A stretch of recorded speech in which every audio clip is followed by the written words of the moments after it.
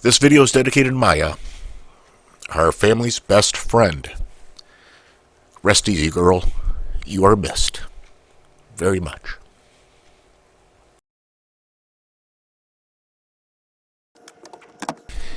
Well, hello there. This is Tim Daniels from THS Sporting Center, bowfishing on Lake Huron on July 18th, 2021. This trip, I was supposed to bring a couple of people along with me, but one of them ended up burgering up his back so bad, and even though I was a little bit tired, the weather was way too nice to pass up this opportunity, so it ended up being a great night to be out on the water with wind speeds that were in 1 or 2 miles per hour, and a relatively calm 24 hours before that made for some very clear waters and just glass-like surfaces to shoot.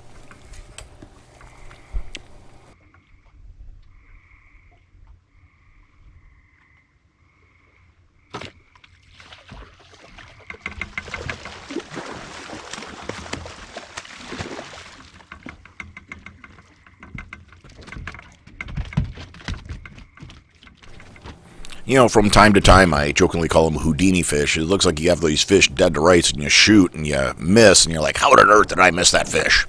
And with the camera, sometimes you can really capture why it is that you did miss that fish. Sometimes it's just plain poor aiming, but other times, too, I've noticed is that maybe the line catching on the reel, or at the last minute seeing the arrow end up pointing down or heading downwards, changing its trajectory if something had been pulling on the line, or poor follow through.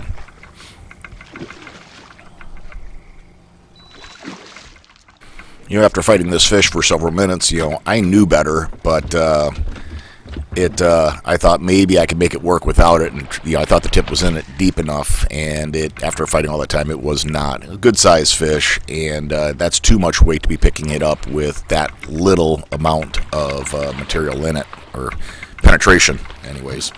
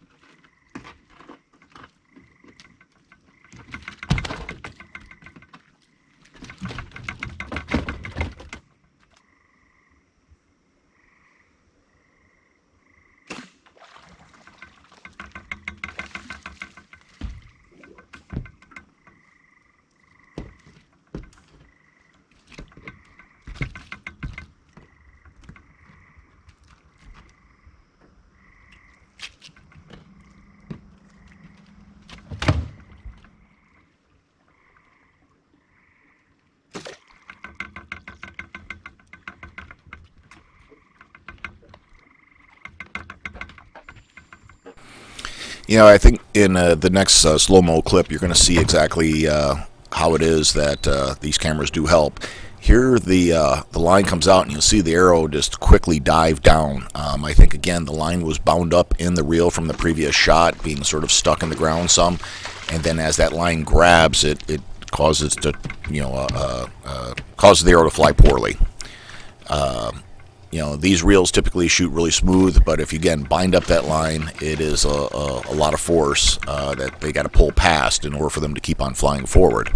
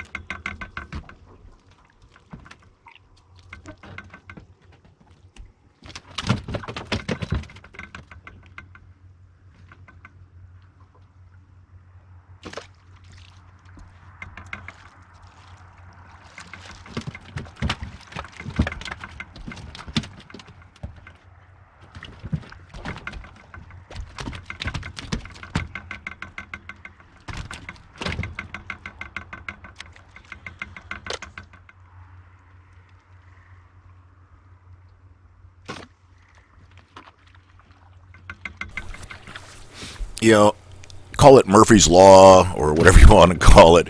But, sometimes you decide, hey, I'm going to put down my bow. I want to take a break for a second, get a drink. And as soon as you go to put down your bow, you look up, oh, Jesus, there's a fish right there. So you turn around, try to put it back down, and you're like, you know what? Forget it. Leave the fish be. I'm just going to go ahead and drink my water and, I don't know, wait for the next one.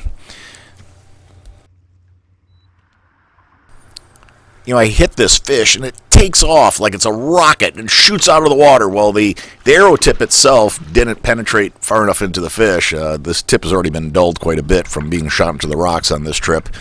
But it was pretty cool. This thing shot out of the water like a porpoise. Anyways, a couple of shots later, here I am getting it stuck in the ground again. And, using that arrow out, getting a little bit better at it. That makes a big difference in trying to, instead of pulling up to the side of the boat and, pulling out by hand and turning, you just grab it, hold the arrow out, and reef on it.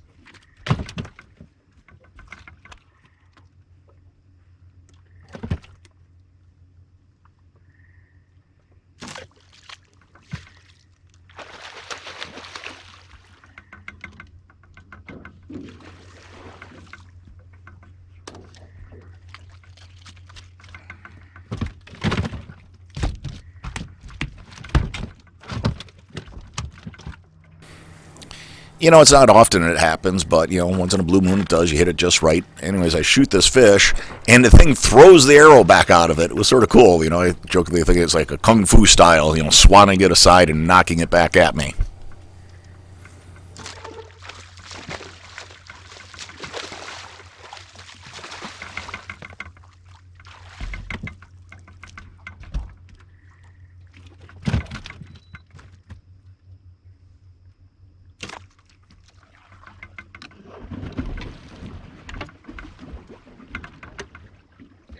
Seriously?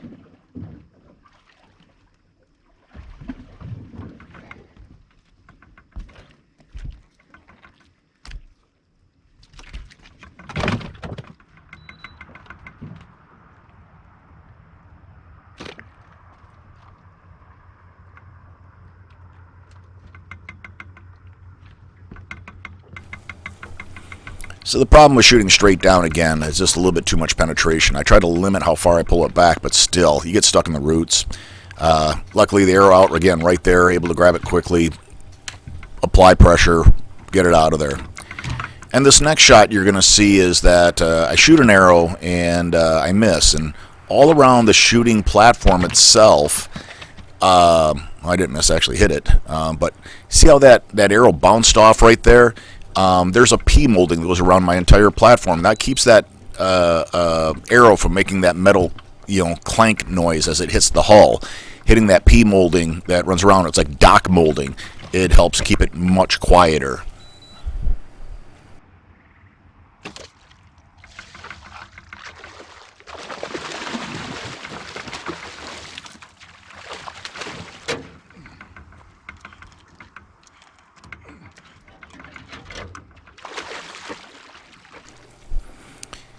This time I reminded myself, I fought this fish for a few minutes. It's a good size. The arrow's barely in it. Hey, use a gaff. And luckily, that went smooth. I have a gaff on each side of the boat. They're 4 feet long, aluminum shaft.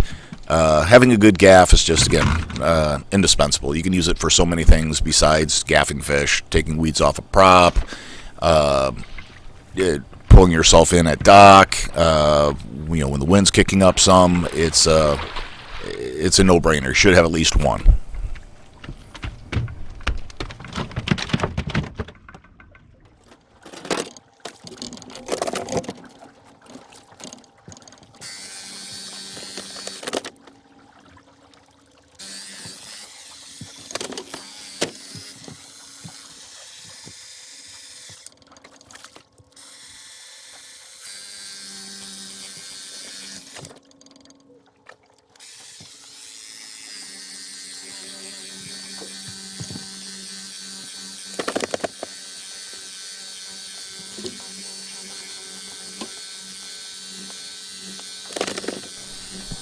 So you can see here again, I'm using this power washer. This is a cordless battery-powered power washer. I need to put a little bit of a weight on the end of the line. Now it has a float, but I need to add a little weight to keep that down there so when my trolling motor is running, I can still run at a decent speed and get water. Right now it has a tendency to bounce to the top and suck air if I move it along too quick. You know, I'm not sure if any others offer it, but man, MinnKota, with that stow and deploy system, automatic trim, you know, those motors are so nice, and it's a big plus for being at the back of the boat and be able to stow your motor or, you know, deploy it. I really like it. They're very expensive, but man, are they! It's a nice luxury to have.